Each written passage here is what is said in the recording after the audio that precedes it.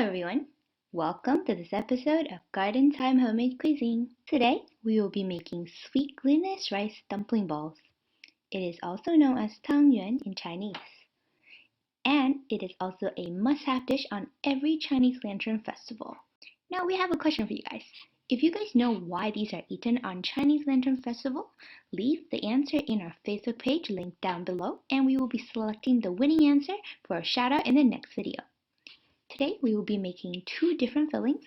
First, we will be making the sesame seed filling. Toast half a cup of black sesame seeds and a quarter cup of peanuts. Let them cool, then pulse them in a blender until they're powder-like. Make sure they're chilled before blending so they don't stick together. Now place the powder in a bowl and add in the sugar, salt, and lard. Make sure you're using solid lard here.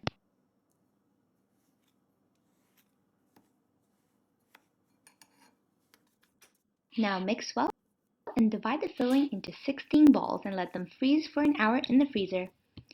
In order to keep the balls nicely shaped, do this step as quickly as possible so the lard don't melt. Now we will be making the dough by mixing 1 cup of glutinous rice flour, which is about 250 milliliters, with half a cup of water in a bowl. Mix it into a dough form, and it should be a rather dry texture and doesn't stick to your hand when you're kneading it. Adjust slightly by adding in more water or more powder.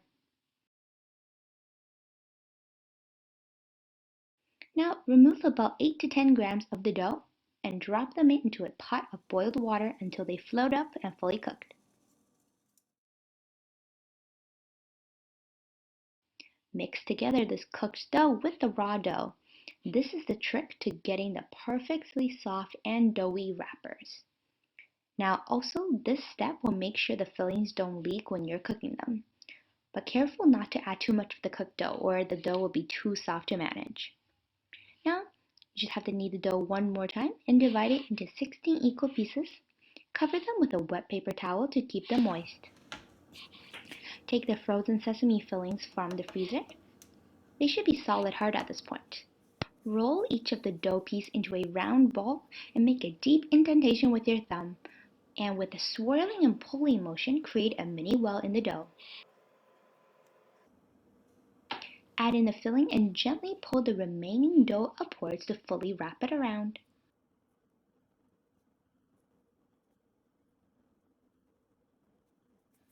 Round it off with a final roll and place them on a floured surface.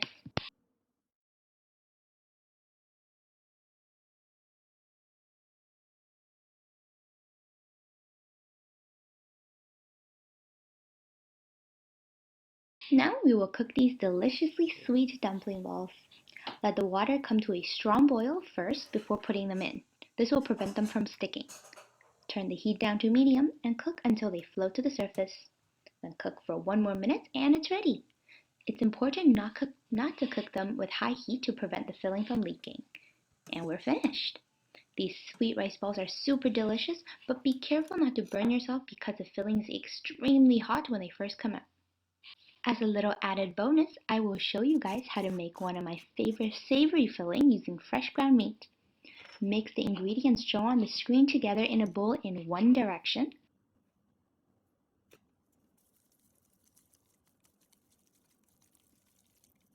Stir until the chicken broth is fully incorporated. You will see the meat gaining a little bit of stickiness when it's ready. This dish tastes the best when you season strongly, so try to stick with the seasonings listed in the screen. Now the filling is done. Once again, separate them into 16 little balls and freeze them to make the wrapping process easier. But of course, you can wrap it the way it is if you're experienced. Now, as with before, wrap the filling into the same type of dough.